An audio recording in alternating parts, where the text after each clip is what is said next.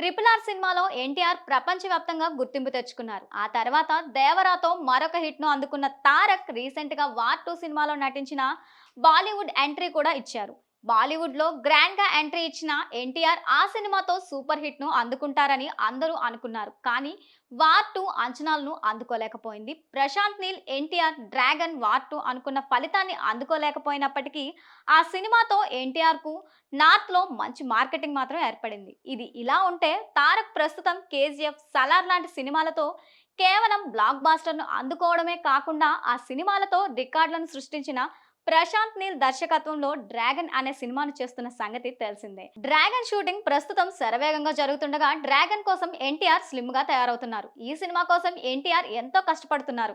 తన కెరియర్ లో మునుపెన్నడూ లేనంత స్లిమ్ గా తారక్ ఈ సినిమా కోసం మేకోవర్ అయ్యారు. అటు ప్రశాంత్ నీల్ కూడా తారక్ ను చాలా కొత్తగా చూపించాలని డ్రాగన్ లో ఎన్టీఆర్ ను సరికొత్త అవతారంలో ప్రెజెంట్ చేసి ఫ్యాన్స్ ను సర్ప్రైజ్ చేయాలని ప్రయత్నిస్తున్నారు.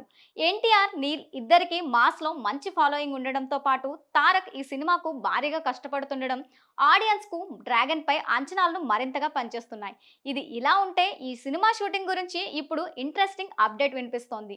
డ్రాగన్ కు సంబంధించి నెక్స్ట్ షెడ్యూల్ నవంబర్ 3వ వారం నుంచి యూరప్ లో జరగనుందని తెలుస్తోంది. ఆల్రెడీ దానికి సంబంధించిన ఏర్పాట్లన్నీ కూడా మేకర్స్ చేస్తున్నారని సమాచారం.